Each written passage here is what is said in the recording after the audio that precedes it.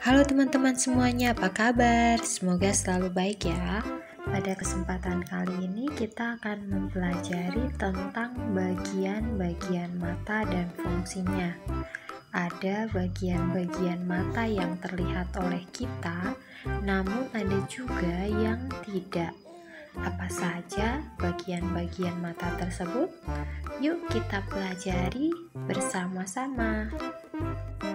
Marilah kita pelajari bagian mata yang terlihat dan fungsinya.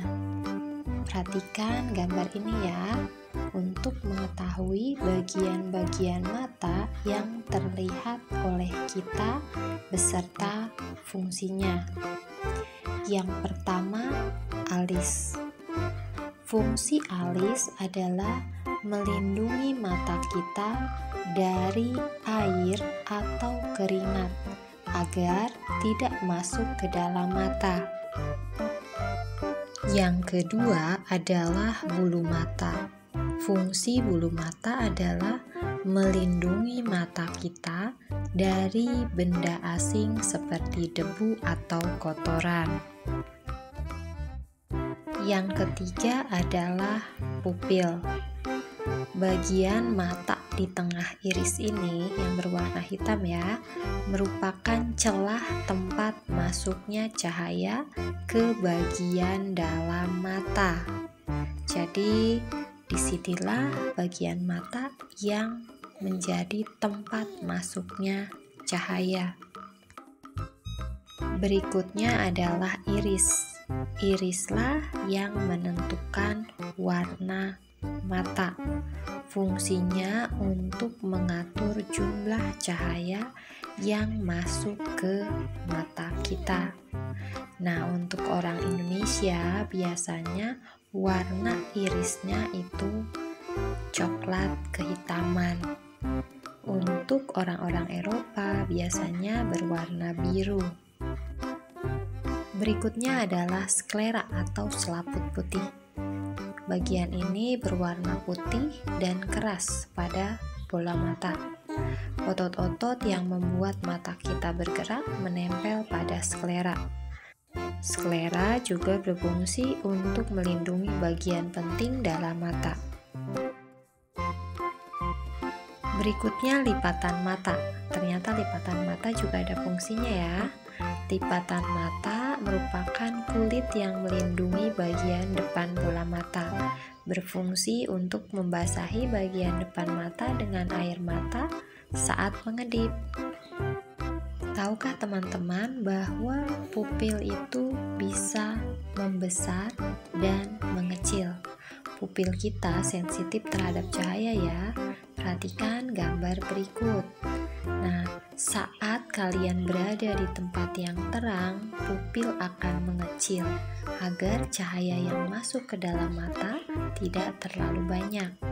Saat kita berada di tempat yang gelap, pupil akan membesar untuk memperbanyak cahaya yang masuk ke mata kita. Sekarang marilah kita pelajari tentang bagian dalam mata dan fungsinya. Selain bagian mata luar, ada juga bagian mata dalam. Bagian mata ini juga memiliki fungsi yang berperan dalam proses penglihatan kita. Perhatikan gambar berikut untuk mengetahui bagian dalam mata beserta fungsinya. Yang pertama, kornea. Kornea merupakan selaput bening yang melindungi bagian depan mata. Berfungsi seperti jendela mata, yaitu tempat masuknya cahaya ke dalam mata. Yang kedua, lensa. Berfungsi untuk memfokuskan dan meneruskan cahaya yang masuk ke mata agar jatuh tepat pada retina. Yang ketiga, otot siliaris. Otot di dekat lensa berfungsi mengubah bentuk lensa mata. Yang keempat, retina. Selaput yang terletak paling belakang dan peka terhadap rangsangan cahaya. Retina menerima cahaya dan menyampaikan informasi pada syaraf mata. Yang terakhir, saraf mata. Saraf ini meneruskan sinyal bayangan yang ditangkap retina beserta warna dan menghubungkan ke bagian khusus di otak. Otak kemudian menerjemahkan sinyal menjadi gambar yang kita lihat. Marilah kita pelajari lebih dalam tentang lensa mata. Saat melihat benda yang jauh dan dekat, lensa mata akan berubah bentuk. Terlalu sering melihat objek dekat atau jauh dapat membuat mata lelah dan kaku. Lensa mata memiliki kemampuan menebal dan menipis. Saat melihat benda yang mendekat, lensa mata akan menebal. Demikian sebaliknya, saat melihat benda yang menjauh, lensa mata akan menipis. Perhatikan gambar ini ya. Marilah kita pelajari tentang bagaimana kita melihat. Perhatikan gambar ini untuk mengetahui bagaimana proses melihat. Di sini ada 6 tahap yang perlu kita pahami. Yang pertama, benda memantulkan cahaya ke arah mata kita. Yang kedua, cahaya masuk ke dalam kornea dan dibelokkan. Pupil membuka sebagai jalan masuknya cahaya. Yang ketiga, lensa mata mengarahkan cahaya sehingga bayangan benda jatuh pada retina.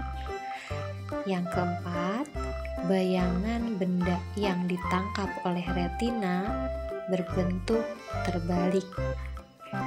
Yang kelima, ujung-ujung syaraf penerima rangsang di retina akan menyampaikan isyarat ini ke otak. Otak pun merespon dan menerjemahkan bayangan yang diterima. Nah, tahap yang keenam, bayangan yang ditangkap dibalikan kembali oleh otak sehingga kita bisa melihat gambar yang sesungguhnya. Ada beberapa gangguan penglihatan pada manusia. Gangguan penglihatan pada manusia bisa disebabkan oleh banyak hal. Ada yang merupakan bawaan sejak lahir, akibat dari penyakit lain, faktor usia, atau kebiasaan yang tidak baik.